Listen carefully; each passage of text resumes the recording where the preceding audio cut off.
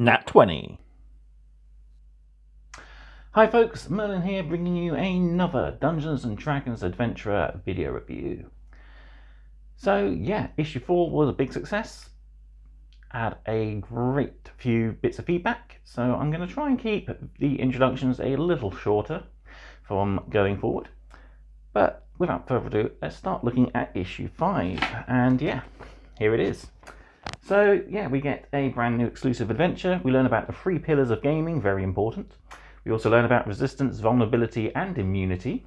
And finally, we learn about and face off against the living dead. So yeah, fun-filled adventure, definitely. There's of course the usual lore as well. We got a few bits about the Sword Coast to focusing on Neverwinter Wood.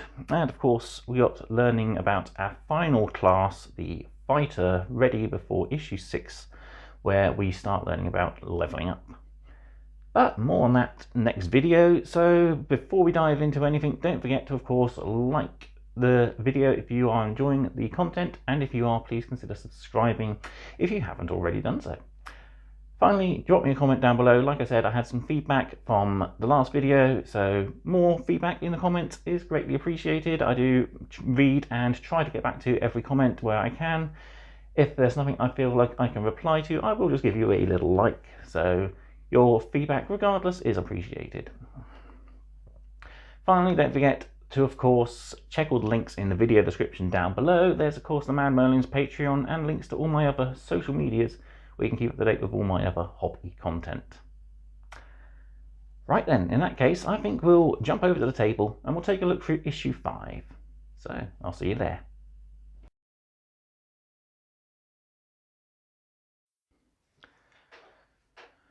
So here we are with issue 5, and first and foremost we'll take a look at our free gift. So we get a beautiful red and black marble effect set of dice with gold lettering, so they stand out really nicely. And yeah, this is definitely a contender for my favourite set so far. Although when we start diving into blues and purples, I got a feeling they might take a bit more precedence. But as we've seen with issue 6 coming soon, we do get a new tin, so I might be swapping out these for the ones in the tin. So we'll give them a usual first roll on camera just to see how good they are. Ooh, not bad. So we've got 3, 4, 8, 3, 19, 10, and a 6. So yeah, really good first roll, I think, especially on that D20.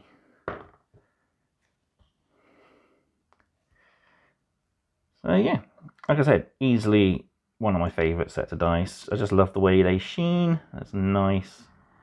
A little bit of metallic swirled into the red there as well to give it that extra bit of shine.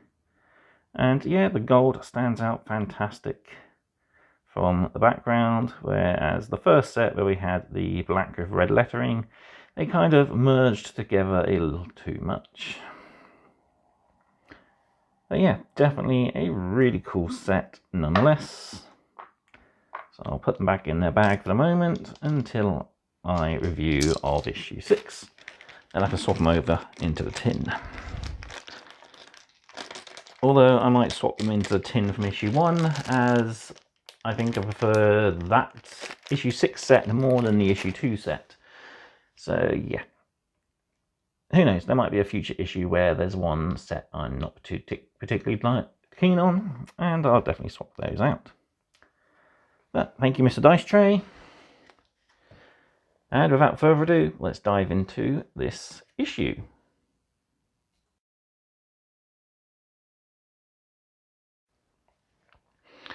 So, issue 5, here we go.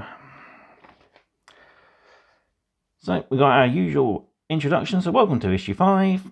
So far we've covered some of the essential rules behind the game, visited several key areas of the Sword Coast, but there's much more to explore. In this issue we'll take a closer look at the rules behind time, darkness, light and damage, examine the weapon-wielding fighter class, and come face to face with a common enemy in the form of the skeletons. Plus, we can walk through Neverwinter Wood and run through the 3 pillars, a concept at the heart of a good D&D adventure.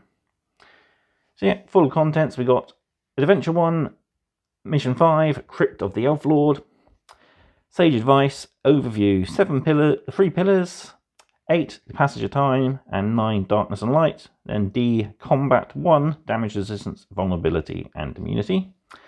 Character creation, we look at our final fight class, the Fighter, and the Fighter first level. Finally then, for lore, we got Location, Neverwinter Wood, and Monsters, Skeletons. So with this issue, of course, we had that beautiful red and black marble dice with the gold lettering.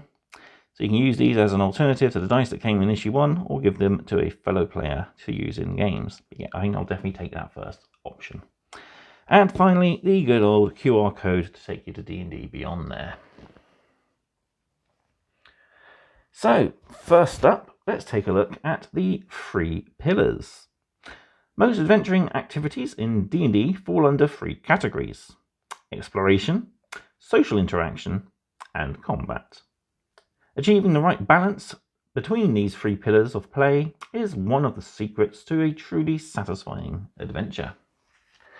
So yeah, this article takes us back to the beginnings almost, and is a little bit of a food for thought for wannabe DMs as it goes over integral parts of gameplay. So first off, we've got exploration. This is both how a DM and a player would describe their character's actions throughout the adventure. Do you sneak up to something quietly? Do you openly approach the seemingly abandoned shrine? Do you even know how to find out your contact's hideout in a bustling city? So yeah, how well you describe what your characters do just adds a little more to the story. So yeah, next up then is social interaction, and this is, as it says, just a interaction between you and other players and or NPCs. So yeah, this covers how your character will speak. I know personally I like to give a little bit of an accent and personality to my character's way of speech when I play a character. So yeah, that's a good way to do it. You might even be able to fit social interaction into the middle of a combat by the example here, where you plead for mercy from a very hungry troll and try to get out of the fight. Yeah, all in all pretty good. And then finally, of course, we got combat. So if your words and actions have failed, maybe a sword can succeed. So yeah, this is of course, one of the most important pieces to a lot of people, where most of the actual adventure that takes place will involve fighting enemies in dungeons, even in woods, open cities as well, or even in the small confines of a single house. But yeah, being able to describe how your character would wield their weapons and or take a position in the combat is again something else that will help improve the story, and who knows, it might be rewarded by the DM. And then we got a little box here about rolling dice or roleplay. Many interactions are decided through your dice. Your DM may ask you to make a charisma check using one of the deception, intimidation, or persuasion skills, depending on the situation. But the DMs out there, remember, you decide when to call for an ability check. If a player's role-playing the character well, a dice roll may not be needed. So there we go. Like I said, food for thought for both DMs and players. Next up, we take a look at the passage of time. So this is only part 1. So in Dungeons & Dragons, time is relative and under the control of the Dungeon Master. So yeah, starting to break down what time is in-game. It can be a difficult thing to understand, but really, we don't think of time as a linear sort of thing. It is, as it says, relative. So what would take 10 minutes in real life might just be a few seconds in the actual game. So if a spellcasting ritual takes 10 minutes and 1 round, do we all sit around the table and wait for 10 minutes? If we take a long rest for 8 hours, do we pack up, head home, and come back next time? No, we don't. we are basically dictated to by the DM what our sort of timeline and actions will actually take in. So yeah, to paraphrase Einstein, the rate at which time passes depends on your frame of reference. So yeah, time in combat is broken down into two things. So a round, this lasts approximately 6 seconds of in-game time. So 10 rounds equals a full minute of fighting. And of course, a turn is the individual person's time to take their actions, do any moving and or other role-playing they want to do. And finally, your time is your own. So outside of combat, you are allowed to take time to do things that you want to do as a character. The DM may even tell you that normally a ritual that could take 10 minutes will be done instantaneously as you are not in the thick of fighting. A rest that could take 8 hours could be as simple as you all go to sleep, the night passes by quite swiftly, and you wake in the morning feeling refreshed. But sometimes you might want to add a little bit to that, so perhaps a player says, we all settle down for our night's sleep, we set up the usual watch rota with me going first.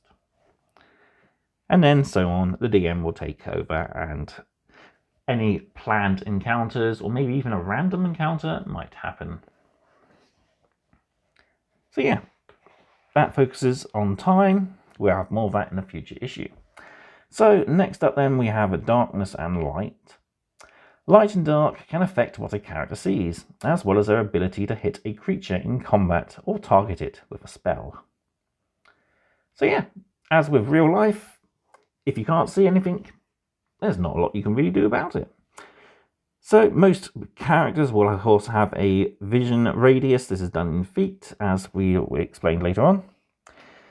Some creatures might even have the ability called dark vision, such as the elf and dwarf in our pre-made characters. So they will have a slightly better chance of seeing in the darkness than the human or the halfling would. Most others will require a lantern or torch of some kind in order to light their way. So best way to describe light is there is 3 states of it. There is bright light, where everyone can see a good distance. So for example, a torch provides bright light for a 20-foot radius and then goes into dim light for another 20-foot radius, giving you a total vision of 40 feet. Dim light, this is where not very much light is cast, so you might be underground, have just a torch lit to light to show you the way.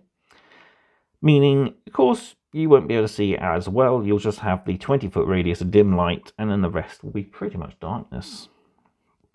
Of course, a full moon that is brilliantly bright will also give you the same effect of dim light. And finally, darkness. This is, of course, the pitch black of the Underdark, or even the depths of the heart of a wood. So yeah, it's basically you can't see at all, unless you have another way of being able to detect enemies. There is, of course, here lightning effects, which I will describe as such. So yeah. So yeah. Patchy fog and foliage can be a great disadvantage, give a creature disadvantage to their perception checks. Heavily obscuring effects such as the fog or even dense undergrowth can impose a blinded condition. So a blinded creature automatically fails any ability checks. Rolls against it have advantage, rolls from it make disadvantage. And here's the top tip for creatures with the trait known as blind sight.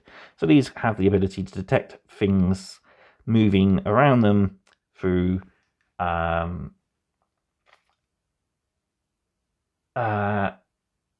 the sound of footsteps, the changes in the air around them, and such as that. Moving on, we take a look at damage, and we'll focus on resistance, vulnerability, and immunity this time. So how much damage you deal all depends on a creature's vulnerability or resistance. And if you're really unlucky, you might your opponent might be immune to your attacks. So yeah, no matter how well you wield your weapons, some creatures might even have a full-on resistance to your attacks.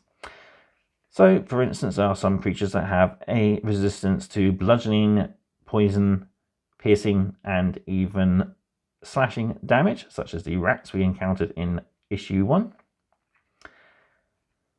There are, of course, other types of damage. There's fire damage from the spell Firebolt, and radiant damage from the Guiding Bolt spell as well. So yeah, now we explain what each thing means. So resistance means if a creature has resistance, they halve the damage rounding down. If they're vulnerable, they take twice the amount of damage. If they have immunity to it, they ignore the damage entirely. So we've got a little bit here that good dungeon masters will give feedback. So there's ways that you can explain in-game to your team that a particular creature might have a resistance or even immunity to an attack. So, for example, we got a nice little quote here.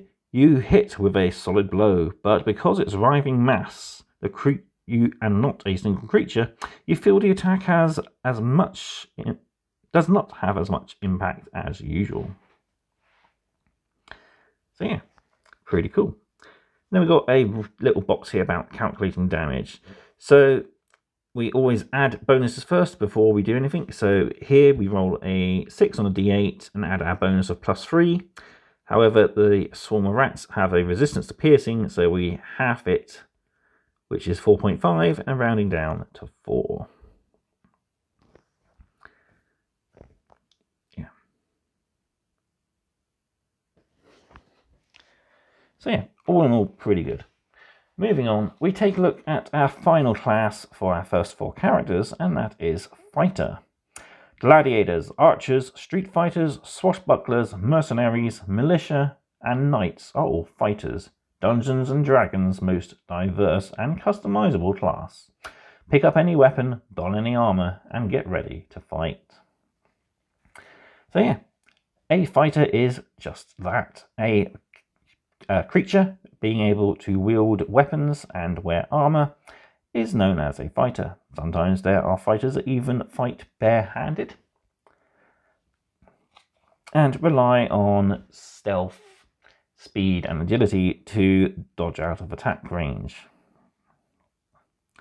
So yeah, we see a human here with really cool segmented plate armor, leather belts wrapped around, some gold detailing around their shoulders there, wielding a sword and carrying a very Zulu-inspired spear shield there. So pretty cool. And at the bottom here, we got a orc fighter there. So yeah, fighters are tough, resistant, and well-equipped to death, both giving it and taking it in the face. So yeah, pretty cool. It even recommends a few fighters to take inspiration from, so Legolas and Gimli from Lord of the Rings, Natasha Romanoff or Black Widow from Marvel's comic books, and even the Roman demigod Hercules. So yeah, well-rounded specialists. Fighters learn the basics of all styles of combat. Every fighter can swing an axe, fence with a rapier, wield a longsword, use a bow, and even trap foes in a net. So yeah, you have a great wide range of abilities that you can do. You are pretty apt in any type of weapon you decide to pick up. But not every fighter is the same. Of course, some fighters, such as champions, will hone their physical skills. Battle masters will employ tactics and skills passed down through generations. And knights will even combine battle prowess with magical techniques. The Eldritch Knight there. Why do you fight is something to think about when playing a fighter class. Are you out for revenge? Are you looking just to protect your hometown? Or are you roughly inducted into a militia band to help defend something, even if you don't want to? Choose your weapon. So while you are well-rounded in every type of weapon, it might be a good idea to choose a particular one that you prefer.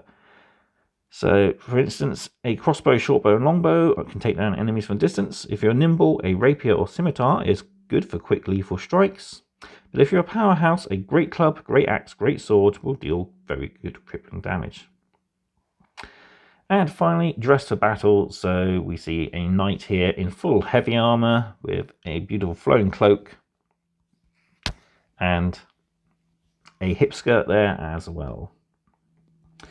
So this type isn't suitable for sneaking around.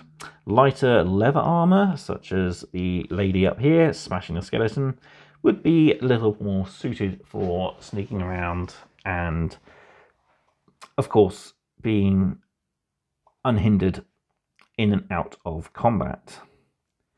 If you do want extra protection, you can, of course, carry a shield. Next, we take a look at the fighter features of the first level. So the option to pick up and use any weapon or armor and the skill with a chosen fighting style make fighters formidable opponents in combat. So while wizards will bend the weave to cast their spells, rogues use deception and stealth, clerics channel the power of the gods, fighters, fight. That may sound straightforward, but the abilities of those choosing to master the art of war are varied as other D&D classes.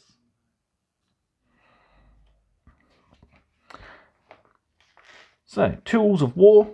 These are the very varied weapons a fighter might take on. So we have two classes of weapons. We have simple weapons. So we've got melee and ranged simple weapons. And we also have martial weaponry. So these are more elite finesse type weapons. Fighters are difficult to knock unconscious in a fight. They start the game with hit points equaling 10 plus their constitution modifier and gain 1d10 plus their constitution modifier at every level after that. We've mentioned it before, but the ability Second Wind allows a fighter to regain hit points in the middle of a fight and carry on fighting if they have been the focus of an enemy assault.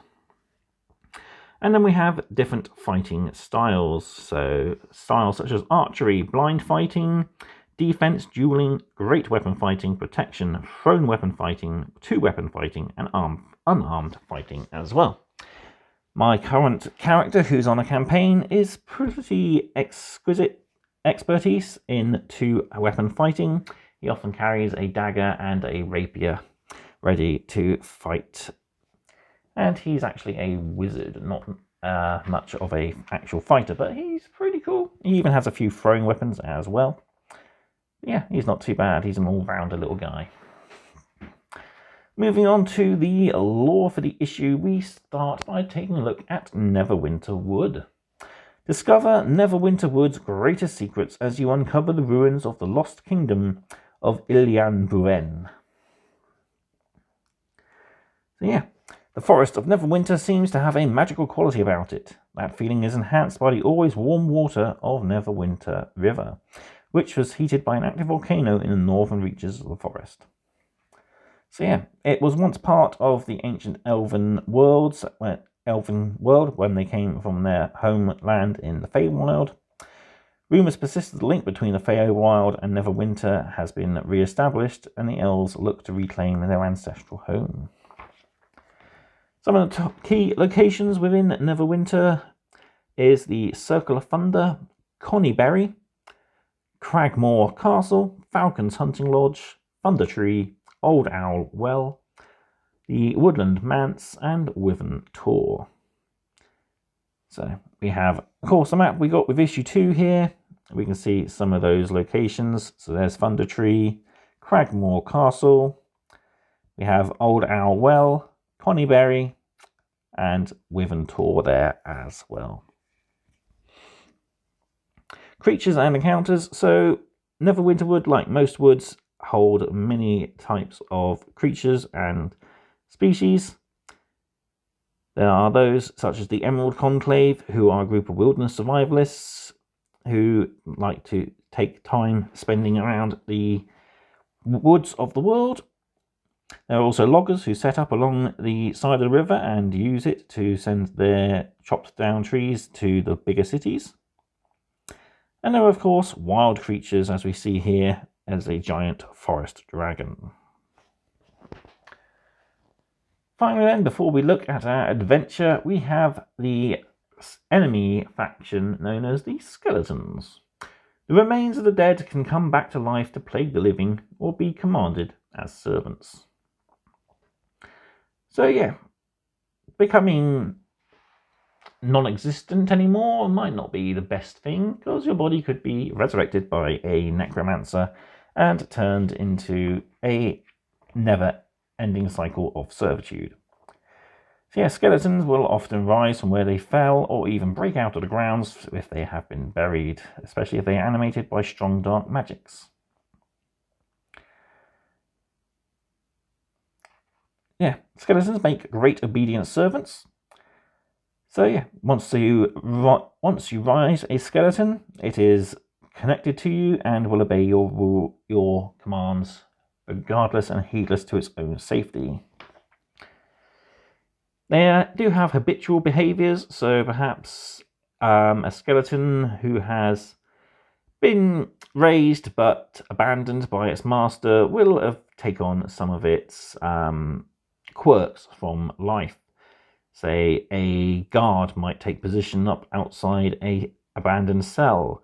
A noble might continue a dance where they were assassinated and fell. And yeah, even a skeleton miner might pick up a pickaxe and start digging again. Skeletons, of course, have limited intelligence. They can't read, speak, or even communicate in any other ways except for nods, shaking their heads, and even pointing. Still, they do understand languages that they knew in life, so you can easily command them to do certain things, which makes them great for anyone looking for some cheap labour. But you have to be precise with what you want a skeleton to do, because it won't understand simple commands. It need to be a little more complex. And yeah, lovely artwork here. We see a alliance of humans and dwarves facing off against a rattle horde of skeletons and even an undead ogre there as well.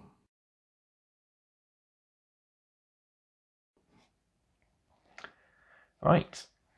Looking at our encounter, we are diving into the crypt of an elf lord. So, local tearaway Carp Owlleaf returns from the woods with a tall tale of encountering sleeping elves in a cave. It's not the first time his stories have caused trouble, and his mother is quick to dismiss this one. Yet something about the tale rings true. In truth, Carp has trespassed into the sacred ground of Illanbruen, an ancient fey kingdom of the elves, and alerted its primal guardians. The crypt of the elf lord lures adventurers with the promise of the elven gold, but those who adventure inside risk being trapped against their will. So yeah, pretty cool adventure. We are diving into a crypt, seeking, of course, treasure and ancient artifacts from a long time ago. And yeah, we do have quite a few enemies. We have, of course, a skeleton, which, if we disturb the sleeping knights, might spring and attack us. There's, of course, the magic mirror, which leads to Perrin's actual tomb. And we can find in his tomb a bow. You will, of course, require to leave before dawn, otherwise you'll be trapped there for an entire year. So yeah, just a little bit of warning there. Another enemy we encounter are blink dogs. These are creatures that can blink in and out of reality and are pretty nasty. They have a teleport ability and can bite you still.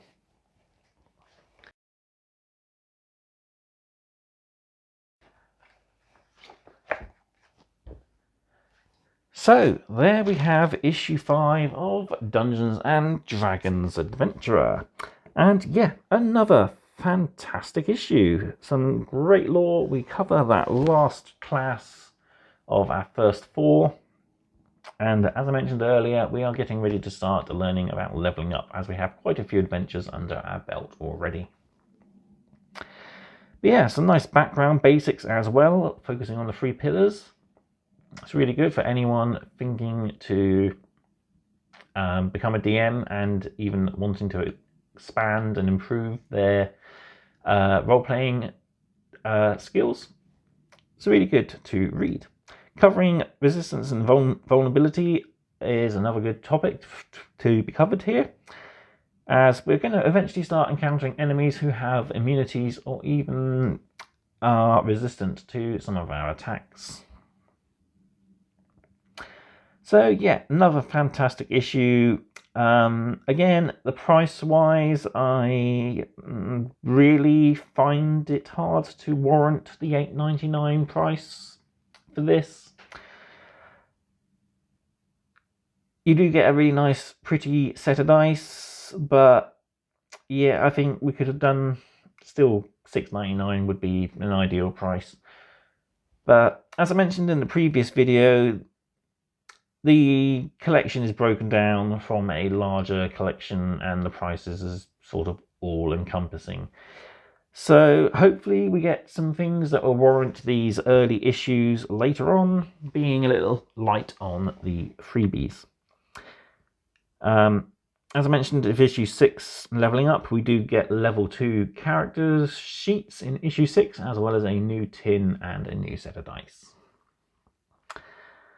But yeah, there we have it. That, I think, is all there is to do and say about issue 5. Let me know what you thought of it in the comment section down below. And until next time, keep rolling those crits. Thank you and goodbye.